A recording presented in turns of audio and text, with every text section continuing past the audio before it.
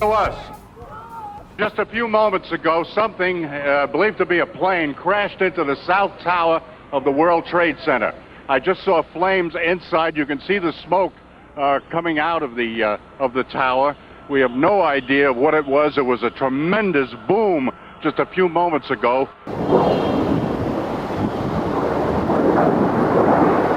Holy shit! Holy shit! God.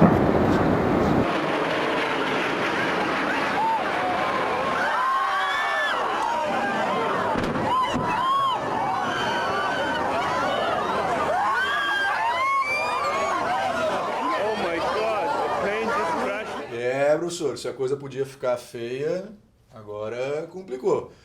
O que acontece, pessoal, como o professor Laerte falou para vocês anteriormente, o personagem do Osama Bin Laden recebeu treinamento militar dos Estados Unidos no passado pensando em segurar a presença soviética no Afeganistão. Mas uma vez que acabou a guerra, a invasão soviética no Afeganistão, os soviéticos se retiraram, a União Soviética foi por água abaixo e acabou o apoio financeiro dos Estados Unidos a esse grupo de rebeldes no Afeganistão. E aí a gente pergunta, bom, e aí? Quem é que vai bancar essa gente? Quem é que vai dar apoio para esse povo?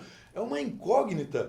O papel que vai assumir essas organizações guerrilheiras no Oriente Médio depois que os Estados Unidos retiram o seu apoio. E o que a gente percebe é que do fim dos conflitos nos anos 80 até início dos anos 90 até 2001, quando acontece o ataque às Torres Gêmeas, os afegãos, os membros dessa guerrilha, Al-Qaeda, vão se preparar para um ataque gigantesco contra os Estados Unidos.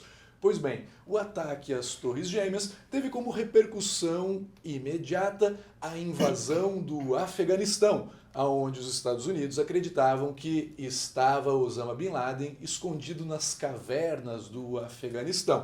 Então, medida imediata após a queda das Torres Gêmeas, enviar exércitos dos Estados Unidos e da OTAN para invadir o Afeganistão. E aí, já que estamos ali no Afeganistão, por que não dar uma passadinha no Iraque também? Para que ir para o Iraque, professor Laerte? Porque no Iraque tem o regime de Saddam Hussein. E isso, o regime de Saddam Hussein, que o professor Laerte falou para vocês que também foi apoiado pelos Estados Unidos no passado. Só que foi. Depois nós temos aí o Saddam Hussein sentado, plantado, não sai mais do governo do Iraque e sabemos que o Iraque tem grandes reservas de petróleo, o que pode interessar para os Estados Unidos. Sendo que por George W. Bush, o filhinho do Bushão, o nosso amigo Saddam Hussein teria ligações, conexões com Osama Bin Laden. Isso. Para a casa Bush. Exatamente. Teria ligações com Osama Bin Laden e também teria armas de destruição em massa escondidas em algum lugar. Armas essas que não foram encontradas nunca. Justificando uma guerra contra o terror. Exatamente. A guerra contra o terror que levou à prisão do Saddam Hussein, que foi julgado em 2006 e condenado à morte. Como é que ele morreu, professor Laerte? Enforcadinho. Enforcado. Inclusive passou ao vivo para várias televisões na região Arábia. Que loucura. Pleno século XXI, foi condenado à forca o Saddam Hussein. E a queda do Saddam Hussein representa o fim de uma ditadura longeva, 24 anos no poder no Iraque, e que ia passar o poder para os seus filhos. O Uday Hussein era o filho mais velho, que também foi assassinado pelos americanos. E falando em queda de ditaduras no Oriente Médio, é preciso lembrar que não era só o Saddam Hussein que tinha uma ditadura longeva. São várias as ditaduras longevas nessa região do norte da África, do Oriente Médio, e que passaram por um período de estremecimento recente, a chamada Primavera Árabe, que começou na Tunísia, quando foi derrubado esse pequeno paizinho aqui no norte da África, teve o seu presidente derrubado. E a partir daí, a Primavera Árabe se estendeu com protestos de maior ou menor intensidade, assassinato de representantes, fuga de outros presidentes e ditadores, ou seja, houve uma mudança geral no cenário do Oriente Médio, esse período chamado Primavera Árabe. E talvez uma das ditaduras que está mais se segurando no poder, com forças em oposição tentando mexer com essas cadeiras, é a Síria. A Síria que, por um lado, tem os Estados Unidos tentando derrubar o regime do Bashar al-Assad, que herdou a presidência da Síria do seu pai, e os Estados Unidos, que tenta derrubar esse regime, tem apoio da Arábia Saudita. Por outro lado, o que mantém o Bashar al-Assad no poder é o apoio do Putin na Rússia, e também tinha um apoio interessante aí do Irã. Professor Laerte. E aí fecha tudo, desde a primeira aula, em que eu acabei falando do Irã, na segunda falando do Irã de novo, a Revolução Xiita. Mostra aí, professor. Saiu uma notícia que deixou o mundo abalado. No dia 3 de janeiro foi assassinado em Bagdá, no aeroporto, Qassem Soleimani e mais algumas pessoas, inclusive da hierarquia do chamada Guarda Revolucionária Islâmica. Essa Guarda Revolucionária Islâmica é uma espécie de BOP do regime islâmico no Irã. É um grupo de milícias que responde diretamente apenas aos ayatollahs, certo? Operações especiais. E de vários níveis, marinha, aeronáutica, do que você imaginar. Aqui no caso, Qassem Soleimani era um homem forte. Ele era controverso, por quê, professor? Ele é visto por alguns como terrorista, no caso dos Estados Unidos, e por muitos dentro do Irã, no próprio regime islâmico, como um herói de guerra, como um homem que seria o novo reformador das relações islâmicas na região. Tá? É importante colocar, professor, que ele é visto como terrorista, porque, como estávamos falando agora da Síria, um dos papéis da Guarda Revolucionária é treinar grupos em outros países para resistir a essas pressões internacionais que acontecem ali no Oriente Médio. Perfeito. E aí uma questão importante, que país é esse, professor? É a Bolívia. Muito bom, professor, só que não, chama-se Arábia Saudita. A cor é muito parecida. Esse outro país é o Irã. Professor, mas Arábia Saudita, Irã, pois é, vocês perceberam que a gente fez toda uma aulinha para que a gente chegasse nesses argumentos para falar de duas forças que hoje o pessoal acha que o problema é Estados Unidos e o mundo islâmico. Não, eu tenho dois agentes importantes que disputam palmo a palmo, não a questão apenas de imposição islâmica, mas também a questão de um domínio geopolítico regional na região, certo? Eu tenho de lado, então, um país Arábia, que é o país mais sunita do mundo, e o Irã, que é o país mais xiita do mundo, certo? E no meio, o que eu tenho, professor? O Paraguai. Isso, também conhecido como Iraque. No caso aqui, o Iraque, gente, é um país, lembra que eu falei para vocês? De maioria xiita. Mas o Iraque, gente, é uma situação um tanto diferente. Desde a invasão do Iraque em 2003, o Iraque é meio que uma terra de ninguém, certo? Sendo um país de maioria xiita, automaticamente com a queda do regime Saddam Hussein, virou um país onde vários grupos tentam dominar a região.